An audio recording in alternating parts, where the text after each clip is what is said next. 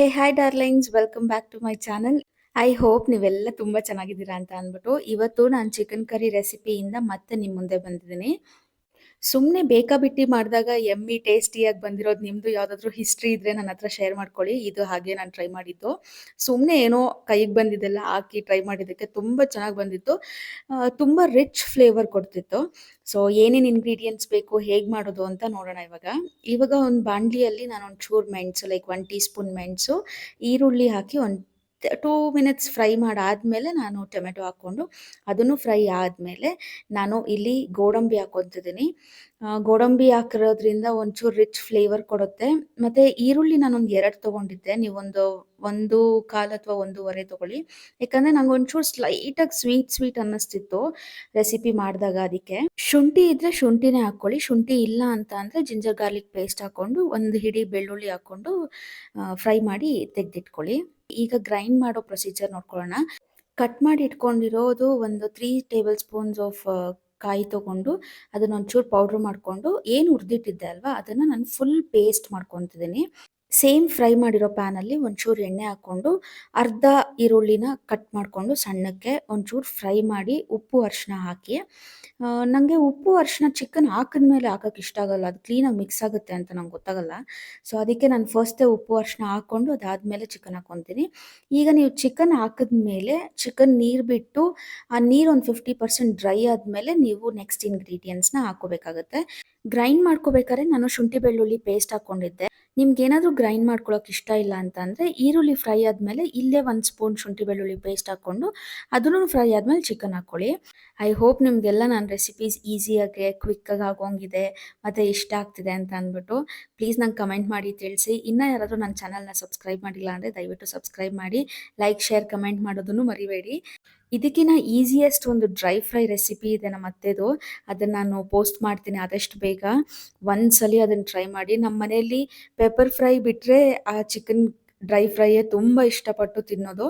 Actually chicken ತರಿಸಿದಾಗ ಅದೇ recipe ಮಾಡಬೇಕು ಅಂತಲೇ ತರಿಸ್ಕೊಂಡಿದ್ದು. ಅದಾದಮೇಲೆ ಮುದ್ದೆಗೆ ಅದು ಸರಿ ಹೋಗೋದಿಲ್ಲ ಅಂತ ಅಂದ್ಬಿಟ್ಟು ಏನಾದರೂ ಕರಿ ಥರ ಬೇಕು ಅಂತ ಈ ರೆಸಿಪಿ ಟ್ರೈ ಮಾಡಿದ್ದು.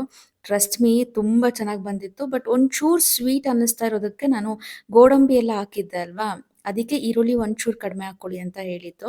ಈಗ ಚಿಕನ್ ಚೆನ್ನಾಗಿ ಫ್ರೈ ಆಗಿ ಆಯಿಲಲ್ಲಿ ಅರ್ಧ ನೀರು ಎವಾಪ್ರೇಟ್ ಆಗಿದೆ. ನಾನು ಇದಕ್ಕೆ ಏನು ಮಿಕ್ಸಿ ಮಾಡ್ಕೊಂಡಿದ್ದೆ ಅಲ್ವಾ ಪೇಸ್ಟು, ಆ ಪೇಸ್ಟ್ನ ಹಾಕ್ಕೊಂಡು ಕ್ಲೀನಾಗಿ ಮಿಕ್ಸ್ ಮಾಡ್ಕೊತಿದ್ದೀನಿ. ಆ ಮಿಕ್ಸಿ ವಾಶ್ ಮಾಡಿ ಸಹ ಹಾಕ್ಕೊಳ್ಳಿ. ಕನ್ಸಿಸ್ಟೆನ್ಸಿ ನಿಮ್ಗೆ ಎಷ್ಟು ಬೇಕೋ ಅಷ್ಟು ಹಾಕ್ಕೊಳ್ಳಿ. ಯಾಕಂದರೆ ನೀವು ಇದನ್ನು ಚಪಾತಿಗೆ ಸಹ ಟ್ರೈ ಮಾಡ್ಬೋದು. ನೀವು ತುಂಬ ನೀರಾಗಿ ಲಿಕ್ವಿಡಾಗಿ ಮಾಡ್ಕೊಂಡಿಲ್ಲ ಅಂತ ಅಂದರೆ ನೀವು ಚಪಾತಿಗೆ ಸಹ ಟ್ರೈ ಮಾಡ್ಬೋದು, ತುಂಬ ಚೆನ್ನಾಗಿರುತ್ತೆ. ನಾವು ಮುದ್ದೆಗೆ ಮಾಡ್ಕೊಂಡಿರೋದ್ರಿಂದ ಒಂಚೂರು ಲಿಕ್ವಿಡಿಯಾಗೆ ಮಾಡ್ಕೊಂಡಿದ್ದೆ ನಾನು. ಈ ಮಸಾಲೆಯಲ್ಲಿ ಚಿಕನ್ನು ಒಂದು 50% ಕ್ಲೀನಾಗೆ ಬೇಯೋವರೆಗೂ ಲಿಡ್ ಕ್ಲೋಸ್ ಮಾಡಿ ಅವಾಗವಾಗ ಕೈ ಆಡಿಸ್ತೀರಿ. ಯಾಕಂದರೆ ಗೋಡಂಬಿ ಹಾಕಿರೋದ್ರಿಂದ ಸೀದೋಗೋ ಚಾನ್ಸಸ್ ಇರುತ್ತೆ, ಅದಕ್ಕೆ ಹೇಳ್ತಿದ್ದೀನಿ. ನಿಮಗೆಲ್ಲ ಯಾವುದಾದ್ರೂ ಪರ್ಸ್ನಲ್ ಫೇವ್ರೇಟ್ ಅಂತ ಅಂದ್ಬಿಟ್ಟು ಬ್ರ್ಯಾಂಡ್ ಇದೆಯಾ? Like chilli powder, chicken masala powder, ಈ ಥರದ್ದು ಯಾವುದಾದ್ರೂ ಬ್ರ್ಯಾಂಡ್ಸ್ ಇದೆಯಾ? ನನಗೆ ಟ್ರಸ್ಟ್ ಮೀ ಆಚಿದು ಪೌಡರ್ಸ್ ಎಲ್ಲ ಸಖತ್ತಾಗಿದೆ. ನಾನು ಫಸ್ಟ್ ಟೈಮ್ ಅವ್ರದ್ದು ಟ್ರೈ ಮಾಡಿದ್ದು ಬಂದು ಕಬಾಬ್ ಪೌಡರು, ತುಂಬ ಟೇಸ್ಟಿಯಾಗಿತ್ತು. ಇಲ್ಲೂ ನಾನು ಅವ್ರದ್ದೊಂದು ಪೌಡರ್ ಮಿಕ್ಸ್ ಮಾಡಿ ಹಾಕಿದ್ದೀನಿ. A1 ಟೇಸ್ಟ್ ಕೊಡುತ್ತೆ. ಇಲ್ಲಿ ನಾನು ಚಿಲ್ಲಿ ಪೌಡರ್ ಒಂದು 2 ಸ್ಪೂನ್ಸ್, ಧನಿಯಾ ಪುಡಿ ಒಂದು 2 ಸ್ಪೂನು ಮತ್ತು Aachi chicken masala powder 2 spoons. ಸೀರಿಯಸ್ಸಾಗಿ ಹೇಳ್ತಿದ್ದೀನಿ, ಈ ಬ್ರ್ಯಾಂಡ್ ಅದು ಏನು ಮಾಡ್ತಾರೋ ಆ ಪೌಡರ್ಸ್ಗೆ ಟೇಸ್ಟ್ ಮಾತ್ರ ಅಲ್ಟಿಮೇಟ್ ಆಗಿರುತ್ತೆ. ಒಂದ್ಸಲಿ ಅವ್ರ ಬ್ರ್ಯಾಂಡದು ಯಾರಾದರೂ ಟ್ರೈ ಮಾಡಿರೋರು ಇದ್ದರೆ ಒಂದ್ಸಲಿ ಕಮೆಂಟ್ ಮಾಡಿ, ಬೇರೆಯವ್ರಿಗೂ ಗೊತ್ತಾಗಲಿ ಆ ಬ್ರ್ಯಾಂಡ್ ಎಷ್ಟು ಚೆನ್ನಾಗಿದೆ ಅಂತ ಅಂದ್ಬಿಟ್ಟು. ಪ್ಲೀಸ್ ನಾನಿದು ಯಾವ ಪ್ರಮೋಷನು ಮಾಡ್ತಿಲ್ಲ, ನಂಗೆ ಟೇಸ್ಟ್ ತುಂಬ ಇಷ್ಟ ಆಯಿತು ಅಂತ ಅಂದ್ಬಿಟ್ಟು ನಾನು ಹೇಳ್ತಿದ್ದೀನಿ. ಕೆಲವೊಂದು ಸಲ ನಾನು ಯಾವುದಾದ್ರೂ ವೀಡಿಯೋಸ್ ನೋಡ್ಬೇಕಾದ್ರೆ ನಂಗೆ ಅನಿಸುತ್ತೆ ಅವರೆಲ್ಲ ಕೆಲವು ಸೀಕ್ರೆಟ್ ರೆಸಿಪೀಸ್, ಇದು ಸೀಕ್ರೆಟ್ ಪೌಡರ್ ಇದನ್ನ ಹಾಕಿದ್ರೆ ಟೇಸ್ಟ್ ಎನ್ಹಾನ್ಸ್ ಆಗುತ್ತೆ ಅಂತ ಹೇಳ್ತಾರೆ. ಸೀಕ್ರೆಟ್ ರೆಸಿಪಿ ಅಂತ ಅಂದಮೇಲೆ ಶೇರ್ ಮಾಡಬಾರ್ದಲ್ವಾ, ಸೀಕ್ರೆಟಾಗಿ ಇಡಬೇಕಲ್ವಾ. ಅವ್ರದ್ದು ಲಾಜಿಕ್ ನಂಗೆ ಅರ್ಥ ಆಗೋದಿಲ್ಲ. ಬಟ್ ಎನಿವೇ ನಮ್ಮ ರೆಸಿಪಿ ನಾವು ಮಾಡ್ಕೊಳ್ಳೋಣ. ಇರೋ ಫ್ಯಾಕ್ಟ್ ಹೇಳ್ತೀನಿ ನಾನು ಏನೇನು ಹಾಕಿದ್ದೀನಿ ನನ್ನ ರೆಸಿಪಿಗೆ ಅಂತ ಅಂದ್ಬಿಟ್ಟು. ನಂಗೆ ಮುಚ್ಚುಮರೆ ಮಾಡೋಕ್ಕೆ ಬರೋದಿಲ್ಲ. ಇಲ್ಲಿ ಆ ಪೌಡರ್ಸ್ ಏನೇನು ಹಾಕಿದ್ನೋ ಆ ಪೌಡರ್ಸು, ಆ ಮಸಾಲ ಎಲ್ಲ ಮಿಕ್ಸ್ ಆಗಿ ಕ್ಲೀನಾಗೆ 100% ಬಾಯ್ಲ್ ಆಗೋವರೆಗೂ ಚೆನ್ನಾಗಿ ಬಾಯ್ಲ್ ಮಾಡಿ ಕನ್ಸಿಸ್ಟೆನ್ಸಿ ನೋಡ್ಕೊಳ್ಳಿ, ಟೇಸ್ಟ್ ನೋಡ್ಕೊಳ್ಳಿ, ಉಪ್ಪು ಖಾರ ಎಲ್ಲ ಕರೆಕ್ಟಾಗಿ ಇದೆಯಾ ಅಂತ. ಇಫ್ ಇನ್ ಕೇಸ್ ಏನಾದರೂ ನಿಮಗೆ ಉಪ್ಪು ಖಾರ ಕಡಿಮೆ ಇದೆ ಅಂತ ಅಂದರೆ ಆ್ಯಡ್ ಮಾಡ್ಕೊಳ್ಳಿ. ನಂಗೆ ಇಲ್ಲೊಂಚೂರು ಕನ್ಸಿಸ್ಟೆನ್ಸಿ ಇನ್ನೊಂಚೂರು ನೀರಾಗಿ ಬೇಕಿತ್ತು, ಅದಕ್ಕೆ ನಾನು ಇನ್ನೊಂಚೂರು ನೀರು ಹಾಕಿ, ಉಪ್ಪು ಕಡಿಮೆ ಇತ್ತು ಉಪ್ಪು ಹಾಕಿ ಒಂದ್ಸಲಿ ಕ್ಲೀನಾಗಿ ಮಿಕ್ಸ್ ಮಾಡಿಕೊಂಡು ಒಂಚೂರೇ ಚೂರು ಒಂದು 2-3 ಸ್ಪೂನ್ಸ್ ಆಫ್ ಮೊಸರಾಕಿ ಪುದೀನ ಫ್ಲೇವರ್ ತುಂಬ ಚೆನ್ನಾಗಿರುತ್ತೆ. ಅದಾದಮೇಲೆ ಪುದೀನಾನ ಕಟ್ ಮಾಡಿ ಹಾಕ್ತಿಲ್ಲ, ಒಂಚೂರು ಮುರಿದು ಸ್ಪ್ರೆಡ್ ಮಾಡ್ತಿದ್ದೀನಿ ಆ ಫ್ಲೇವರ್ ಹಾಗೆ ಇರಲಿ ಅಂತ ಅಂದ್ಬಿಟ್ಟು.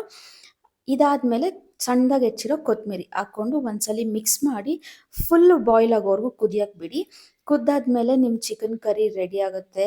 ನಾನು ಇದನ್ನ ಮುದ್ದೆ ಜೊತೆ ಸರ್ವ್ ಮಾಡಿದ್ದೆ. ನಿಮ್ಗೆ ಯಾವ್ದ್ರ ಜೊತೆ ಕಾಂಬಿನೇಷನ್ ಇಷ್ಟ ಆಗುತ್ತೋ ಅದ್ರ ಜೊತೆ ಕಂಬೈನ್ ಮಾಡಿ ತಿನ್ಬೋದು. ಮುದ್ದೆ, ಚಪಾತಿ, ಅನ್ನ ಎಲ್ಲದಕ್ಕೂ ತುಂಬ ಟೇಸ್ಟಿಯಾಗಿರುತ್ತೆ. ಆಬ್ವಿಯಸ್ಲಿ ಮುದ್ದೆ ತಿಂದಾದ್ಮೇಲೆ ಒಂಚೂರು ರೈಸ್ ತಿನ್ನೋದು ನಮ್ಮ ಸೌತ್ ಇಂಡಿಯನ್ ಡಿಶ್ ಬಿಡೋಕ್ಕಾಗತ್ತಾ?